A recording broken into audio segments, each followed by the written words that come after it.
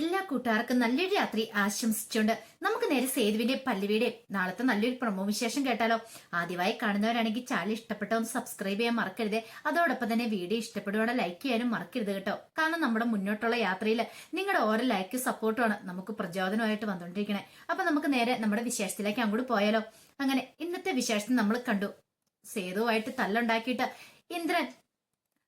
ഇന്ദ്രപ്രസ്ഥത്തിലേക്ക് വരുവാണ്. ഇന്ദ്രന്റെ കോലം കണ്ടു കഴിഞ്ഞപ്പോഴത്തേനും രാജലക്ഷ്മിക്ക് ആ ടെൻഷനായി. മോനെ ഇന്ദ്ര, ഇത് എന്ത് കോലാ, നിനക്കിത് എന്ത് പറ്റിയെന്ന് ചോദിക്കാം. ദേ അമ്മേ, ദേ എനിക്ക് പറ്റുന്നില്ല, ഞാൻ ഒരു മനുഷ്യനല്ല എന്നൊക്കെ പറഞ്ഞിട്ട് അവരിങ്ങനെ പിച്ചും പേയും പറഞ്ഞോണ്ടിരിക്കുകയാണ്. പരസ്പര ബന്ധമില്ലാത്ത കാര്യങ്ങളൊക്കെ പറഞ്ഞോണ്ടിരിക്കുക. എടാ മോനെ, ഇത് എന്താ നിനക്ക്, എന്ത് പറ്റിയെന്ന് ചോദിക്കാം. അവനുണ്ടല്ലോ ആ സേതു, അവൻ ഞാനുമായിട്ട് കോളേജിൽ കിടന്ന് അടിയുണ്ടാക്കി, കോളേജിൽ ഞങ്ങളെ പുറത്താക്കി എന്ന് പറയണ. എടാ ഇന്ദ്ര, നിനക്കിത് എന്താ പറ്റിയത്, നീ എന്തിനാ അവനുമായിട്ട് അടിയുണ്ടാക്കാൻ പോയെന്ന് ചോദിക്കാം. അമ്മേ, അടിയുണ്ടാക്കണമെന്ന് വിചാരിച്ചല്ല ഞാൻ ചെയ്തേ, അവനെ ആ കോളേജിൽ നിന്ന് അടിച്ചു ഓടിക്കാൻ വേണ്ടി ചെയ്താ. പക്ഷെ പല്ലവി ഉണ്ടല്ലോ, അവള് വന്ന് എന്നെ തകർത്ത് കളഞ്ഞമ്മേന്ന് പറയണം. അല്ല എന്താ പോലെ സംഭവിച്ച കാര്യം എന്താന്ന് പറ. ആ സേതുവിനോട്ടോണി പണി കൊടുക്കാനായിട്ട് ഞാൻ ശ്രമിച്ച, പക്ഷെങ്കിൽ പണിയെല്ലാം കഴിഞ്ഞിട്ടുണ്ടായിരുന്നു. അവസാന നിമിഷം അവളുടെ വരവ്, ആ പല്ലവി അവള് വന്നതോടുകൂടി എല്ലാ കാര്യങ്ങളും അവതാളത്തിലായമേ. എനിക്ക് അവളെ വേണമേ. ഓരോ ദിവസം അവളോടുള്ള വാശി കൂടിക്കൊണ്ടിരിക്കുക. എന്റെ പ്രതീക്ഷകളും സ്വപ്നങ്ങളും എല്ലാം അവള് തകർത്ത് കളഞ്ഞു. ഇനി അവളെ ഞാൻ വെറുതെ വിടുത്തില്ലെന്ന് പറയാണ്. ഇത് കേട്ടോണ്ടാണ് അങ്ങോട്ടേക്ക് വിശ്വം ഇറങ്ങി വരുന്നത്. വിശ്വം കണ്ടു ഇന്ദ്രന്റെ ഈ പറച്ചിലും പ്രവൃത്തികളൊക്കെ എല്ലാം കേട്ട് കഴിഞ്ഞിട്ട് സേതുവിനോടല്ല എല്ലാം കേട്ട് കഴിഞ്ഞിട്ട് ഇന്ദ്രനോടായിട്ട് അങ്ങോട്ട് വിശ്വം വന്നിട്ട് പറഞ്ഞു, അതെ ഏട്ടനും തലയ്ക്ക് സുഖമില്ലേ, ഏട്ടൻ എന്തിനാ വെറുതെ അയാളുമായിട്ട് വഴക്കുണ്ടാക്കാൻ പോയെന്ന് ചോദിക്കുകയാണ്. നീ എന്താടാ പറഞ്ഞേ, ഞാൻ പറഞ്ഞാൽ എന്താ തെറ്റ്, തലയ്ക്ക് ബോധമുള്ള ആരെങ്കിലും ചെയ്യുന്ന കാര്യമാണ് ഈ ചെയ്തേ. ഏട്ടന് ശരിക്കും മാനസിക രോഗ. അമ്മ ഒരു കാര്യം ചെയ്യുക, ഏട്ടനെ കൊണ്ട് വല്ല ഹോസ്പിറ്റലിൽ ആദ്യം കാണിക്കാൻ നോക്ക്. വെറുതെ പുറത്തിറങ്ങിയിട്ട് ഓരോ പ്രശ്നങ്ങളൊക്കെ ഉണ്ടായിക്കൊണ്ട് വന്ന് കയറിയിരിക്കുന്നു. അതിനെല്ലാം സപ്പോർട്ട് പിടിക്കാണ്ട് അമ്മ നിന്നിട്ടല്ലേന്ന് ചോദിക്കണം. ഇത് കേട്ട ഇന്ദ്രൻ അങ്ങോട്ട് സഹിച്ചില്ല. ഇന്ദ്രൻ പെട്ടെന്ന് വിശ്വത്തിന്റെ അടുത്തേക്ക് എല്ലോടെ കണ്ണിലേക്ക് നോക്കി മുടിയൊക്കെ അങ്ങ് സൈഡിലേക്ക് അങ്ങോട്ട് മാറ്റി വെച്ചു. നീ എന്താടാ പറഞ്ഞേ, ആ വാക്ക് ഇനി ഒരിക്കൽ കൂടി പറഞ്ഞ മോനെ, അനിയനാന്നുള്ള സെന്റിമെന്റ്സ് ഒക്കെ ഞാൻ ഒരു വശത്തേക്ക് അങ്ങോട്ട് മാറ്റി വെക്കും. പിന്നെ എന്താ സംഭവിക്കാൻ പോകുന്നറിയാലോ. ഇന്ദ്രന്റെ ഭാവമൊക്കെ അങ്ങോട്ട് മാറി, കണ്ണൊക്കെ അങ്ങോട്ട് ചുമന്നു. ഇത്ര സമയം കണ്ട ഇന്ദ്രനല്ല. പെട്ടെന്ന് വിശ്വത്തിന് തന്നെ ഒരു ഭയം തോന്നിപ്പോയി. ചേട്ടൻ ഇതിലപ്പുറവും ചെയ്യുന്ന വിശ്വത്തിന് നന്നായിട്ട് അറിയാം. കാരണം ചിലപ്പോൾ ഉറങ്ങിയിട്ടുണ്ടെങ്കിൽ ഉറക്കം ഉണരാൻ പറ്റുമോന്ന് പോലും സംശയം ഈ വീട്ടിൽ കിടന്നിട്ടുണ്ടെങ്കിൽ. അങ്ങനത്തെ സംഭവ വികാസങ്ങളൊക്കെ നടന്നുകൊണ്ടിരിക്കുന്നത്. അമ്മയോട് പലതവണ പറഞ്ഞ ഹോസ്പിറ്റലിൽ കൊണ്ടുപോകാനായിട്ട്. പക്ഷെ അമ്മയാണെങ്കിലോ ഇതുവരെയായിട്ട് കൊണ്ടുപോകാനായിട്ട് തയ്യാറായിട്ടുമില്ല. ഒരു തവണ കറുത്ത ഡോക്ടറെ കാണിക്കാൻ കൊണ്ടുപോയതാ, പിന്നെ ആ വഴി പോയിട്ടും കൂടി ഇല്ല. ഇതെല്ലാം കണ്ടുകൊണ്ടിരുന്ന് കഴിഞ്ഞപ്പോ രാജലക്ഷ്മിക്ക് ഒരു കാര്യം മനസ്സിലായി. ഇന്ദ്രന്റെ സ്ഥിതി ഓരോ ദിവസം ചെല്ലുന്തോറും പൂർവാധികം വഷളായിക്കൊണ്ടിരിക്കുകയാണ്. പെട്ടെന്ന് വിശ്വത്തിനോട്, വിശ്വം നീ ഒന്ന് കേറി പോകുന്നുണ്ടോന്ന് രാജലക്ഷ്മി ചോദിക്കുക. അതെ ഞാൻ കേറി പോയേക്കാം, ഞാൻ പറയാനുള്ള പറഞ്ഞു, ഇനി ഞാൻ കൂടുതലൊന്നും പറയുന്നില്ല, നിങ്ങളായി നിങ്ങളുടെ ഇഷ്ടമായി എന്നൊക്കെ പറഞ്ഞ് ദേഷ്യപ്പെട്ട് അങ്ങോട്ട് വിശ്വം കേറി പോകണം. കണ്ടില്ലമ്മേ അവൻ പറഞ്ഞേ, എനിക്ക് മാനസിക രോഗമാണ്. എനിക്ക് മാനസിക രോഗമാണോ അമ്മയെന്ന് ചോദിക്കുക. ഇല്ല മോനെ, അത് വെറുതെ അവൻ പറയുന്നല്ലേ, വെറുതെ ആയിരിക്കണം, അറിയാലോ. എന്തെങ്കിലും എന്നെ കുറിച്ച് ഇങ്ങനെ പറഞ്ഞിട്ടുണ്ടെങ്കിൽ ഉണ്ടല്ലോ എന്താ സംഭവിക്കാൻ പോകുന്നേ. ദേ കോടതിയിൽ എങ്ങാനും എത്തിയിട്ടുണ്ടെങ്കിൽ എനിക്ക് ഡിവോഴ്സ് കിട്ടും. ഒരു കാരണവശാൽ അത് പാടില്ല. എനിക്ക് മാനസികരാന്ന് അറിഞ്ഞു കഴിഞ്ഞിട്ടുണ്ടെങ്കിൽ പിന്നെ അവളൊന്ന് സുഖിച്ച് ജീവിക്കുക പല്ലവി ആ സേതുവിനോടൊപ്പം. അതങ്ങനെ നടക്കാതിരിക്കാൻ വേണ്ടിട്ട്, സംഭവിക്കാതിരിക്കാൻ വേണ്ടിട്ടാ ഞാൻ ഈ കാര്യങ്ങളൊക്കെ ചെയ്തു കൂട്ടിക്കൊണ്ടിരിക്കുന്നത്. അതിന്റെ ഇടയ്ക്കാണ് അനിയൻ എന്ന് പറഞ്ഞ ദുഷ്ടനും കൂടെ കയറി വന്നിരിക്കുന്നത്. അവനെ ഒരിക്കലും വെറുതെ വിടാൻ പോകുന്നില്ല. എന്തെങ്കിലും എനിക്കെതിരെ സംഭവിച്ചിട്ടുണ്ടെങ്കിൽ ആദ്യം കഴിമാരം കേട്ടുന്ന അവനെ ഞാനായിരിക്കും എന്ന് പറയാണ്. ഇതെല്ലാം കേട്ട് കഴിഞ്ഞപ്പോ രാജലക്ഷ്മിക്ക് പിന്നെ എന്ത് ചെയ്യണം നടത്തില്ല. എന്റെ ഭഗവാൻ, ഇനിയിപ്പോ എന്താ ചെയ്യണ്ടേ, എത്രയും പെട്ടെന്ന് ഇവനെ ഡോക്ടറെ കാണിക്കാൻ കൊണ്ടുപോകണം, അല്ലെങ്കിൽ മിക്കവാറും തന്നെയും കൂടെ ഇവൻ കൊന്നുകളയും. അങ്ങനെ ഒരു ചിന്തയൊക്കെ രാജലക്ഷ്മിയുടെ മനസ്സിൽ വരുന്നുണ്ട്. എത്ര നാളെന്ന് വെച്ചാൽ ഇങ്ങനെ മൂടി വെക്കുന്നേ. ആ പല്ലവി ഒന്ന് ജീവിതത്തിലേക്ക് വരുവായിരുന്നെങ്കിൽ ഇവന് ചിലപ്പോൾ ഇച്ചിരി ഭ്രാന്ത് മാറിയിരുന്നേനെ. പക്ഷെ പല്ലവി വരത്തില്ല. അതെങ്ങനെയാ, ഇവന്റെ കയ്യിലിപ്പോ അത്ര നല്ലതാണല്ലോ. ആ സമയം സേതുവിനെ കൂട്ടിക്കൊണ്ട് പല്ലവി വീട്ടിലേക്ക് വരുവാണ്. അപ്പൊ സേതുവിനോട് പറഞ്ഞു, എന്തിനാ സേതുവേട്ടൻ വേണ്ടാത്ത പണിക്കൊക്കെ എന്തിനാ പോയെന്ന് ചോദിക്കുക. പിന്നല്ലാതെ ആ നിരഞ്ജനെ അങ്ങനെ പറഞ്ഞു കഴിഞ്ഞപ്പോ തന്നെ ഞാൻ നടത്തും ആ സത്യം ഒന്ന് വിശ്വസിച്ചിട്ടല്ലേ ഞാൻ എന്നെ തല്ലിക്കൊല്ലാനായിട്ട് പോയത്. അതുകൊണ്ടല്ലേ ഇങ്ങനെയൊക്കെ സംഭവിച്ചേ. അതാ പറഞ്ഞേ, ഇന്നത്തെ കാലത്ത് ആരെയും കണ്ണടച്ച് വിശ്വസിക്കില്ലെന്ന്. ഇനിയിപ്പോ വീട്ടിലേക്ക് ചെന്ന് കഴിയുമ്പോ എന്തൊക്കെയാണോ ആ സ്വാതി പറഞ്ഞു പിടിപ്പിച്ചെന്ന് പറയാൻ പറ്റില്ലോ എന്ന് പറയണം. അങ്ങനെ എന്താണെങ്കിലും വീട്ടിലേക്ക് വരുവാണ് പല്ലവി സേതുവിനെ കൂട്ടിക്കൊണ്ട്. അങ്ങനെ വന്നു കഴിഞ്ഞപ്പോ പൂർണ്ണിമ നോക്കിയിരിക്കുന്നുണ്ടായിരുന്നു. സേതുവിന്റെ കോലം കണ്ടപ്പോഴേ മനസ്സിലായി അടി ഉണ്ടാക്കിയിട്ട് വരുന്ന പോലെ ഉള്ള വരവാണ്.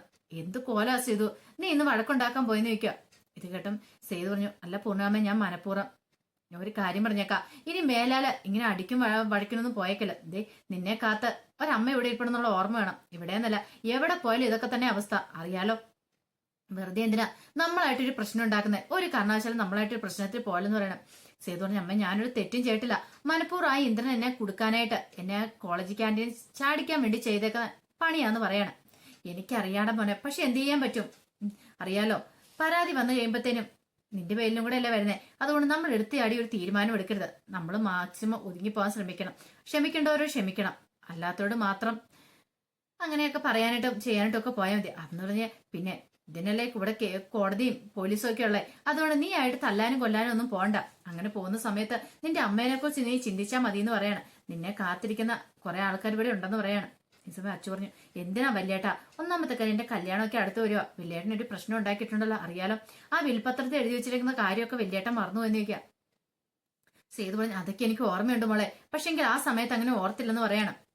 തേടാൻ പല്ലവി പറഞ്ഞു, അല്ലെങ്കിൽ സേതുവേണ്ണ ഇച്ചിരി ദേഷ്യം കൂടല, മൂക്കത്തല്ലേ ചുണ്ടി ഒന്ന് പറഞ്ഞ് രണ്ടാമത്തെ അങ്ങനെ ഇടിക്കുവാണ് ചെയ്യേണ്ടതെന്ന് ചോദിക്കുക. പിന്നല്ലാതെ ഞാൻ എന്ത് ചെയ്യണം? എന്നെ കുറ്റക്കാരനാക്കാനായിട്ട് അവിടെ എല്ലാവർക്കും ഭയങ്കര ചൂടായിരുന്നല്ലോ.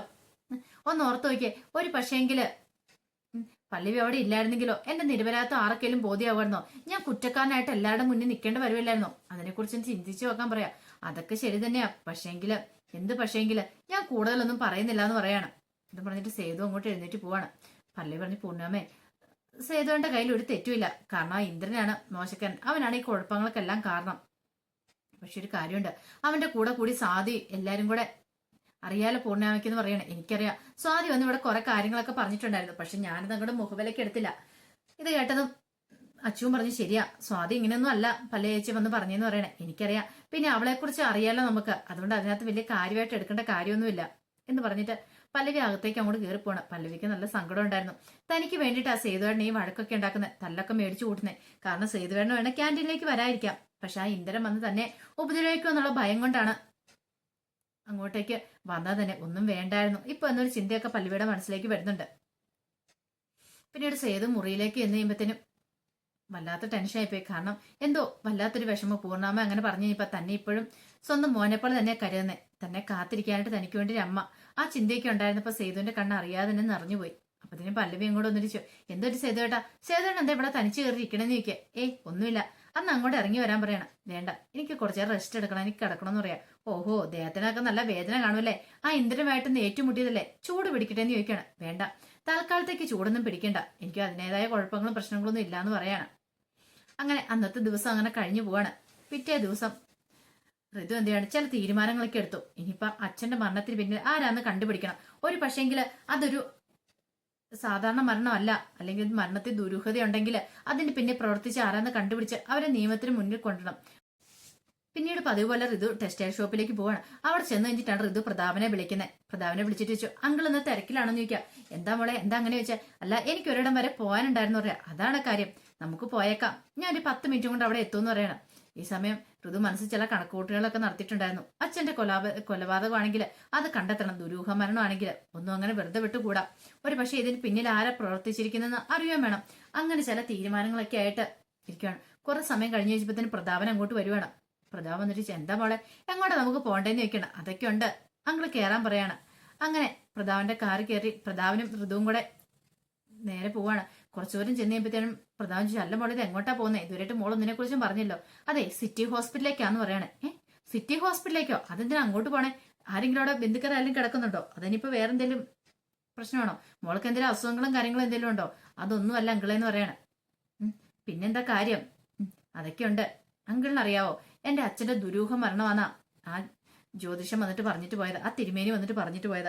അങ്ങനെയാണെങ്കിൽ ആ മരണത്തിന്റെ പിന്നെ എന്തെങ്കിലും ഒരു കാരണം കാണില്ലേ, അതെന്താന്ന് കണ്ടുപിടിക്കണം എന്ന് പറയാം. എന്നിട്ടും പ്രതാപനൊന്നും ഞെട്ടി. മോളെ എന്തൊക്കെയാ പറയണേ, ഇതിനാന്നറിയായിരുന്നെങ്കിൽ ഞാൻ ഇങ്ങോട്ട് വരത്തില്ലായിരുന്നു പറയണം.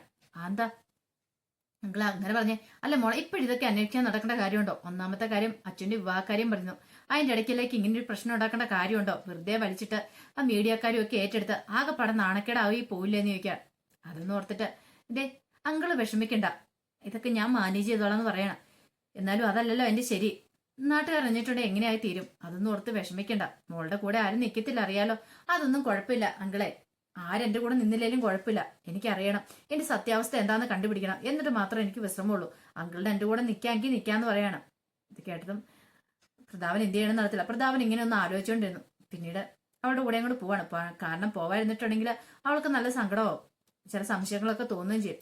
അങ്ങനെ ഋതു ഹോസ്പിറ്റലിന്റെ മാനേജറുടെ ക്യാബിനിലേക്ക് അങ്ങോട്ട് കയറി ചെല്ലുവാണ്. അങ്ങനെ കയറി ചെന്നപ്പോൾ ഋതുവിനോട് ആരാ എന്താന്നൊക്കെ ചോദിക്കണം. ഋതു മാധവമേനന്റെ അഡ്രസ്സും കാര്യങ്ങളൊക്കെ പറയാണ്. എന്നിട്ട് പിന്നെ ഇന്ന ഡേറ്റിൽ എന്റെ അച്ഛനെ ഇവിടെ ഹോസ്പിറ്റലിൽ കൊണ്ടുവന്നിട്ടുണ്ടായിരുന്നു, പക്ഷേങ്കിൽ അറ്റാക്ക് ആണെന്നായിരുന്നു കാരണം പറഞ്ഞ്. അതിനേക്കാൾ ഉപരി മറ്റെന്തെങ്കിലും ഉണ്ടായിരുന്നു ഡോക്ടറെ, എനിക്കതൊന്ന് അറിഞ്ഞാൽ കൊള്ളായിരുന്നുണ്ടെന്ന് പറയണം. ഇത് കേട്ടോ ഡോക്ടർ പറഞ്ഞു കുറച്ച് സമയം വെയിറ്റ് ചെയ്യുക, ഞാനൊന്ന് അതിൻ്റെ അദ്ദേഹത്തിന് കേസ് ഷീറ്റ് ഒന്ന് എടുത്തോട്ടെ എന്നൊക്കെ പറയണം. ഇതെല്ലാം കേട്ട് ഞെട്ടിത്തരിച്ചിരിക്കുകയാണ് പ്രതാപൻ അറിയില്ല എന്ത് ചെയ്യണമെന്ന്. ഇനി കുറച്ച് സമയം അവിടെ കഴിഞ്ഞ് കഴിഞ്ഞിട്ട് എന്തും ഇവിടെ സംഭവിക്കാം, അവിടെ നിന്ന് ഇങ്ങനെ ഓടിപ്പോകാനും പറ്റത്തില്ലോ. അങ്ങനത്തെ ഒരു അവസ്ഥയൊക്കെയാണ് നാളെ നടക്കാൻ പോകുന്നത്. ആ വിശേഷങ്ങൾക്കായി നമുക്ക് എല്ലാവർക്കും കാത്തിരിക്കാം കേട്ടോ. ഒരിക്കൽ കൂടി എല്ലാവർക്കും നല്ലൊരു രാത്രി ആശംസിച്ചുകൊണ്ട് നിർത്തുന്നു. നന്ദി.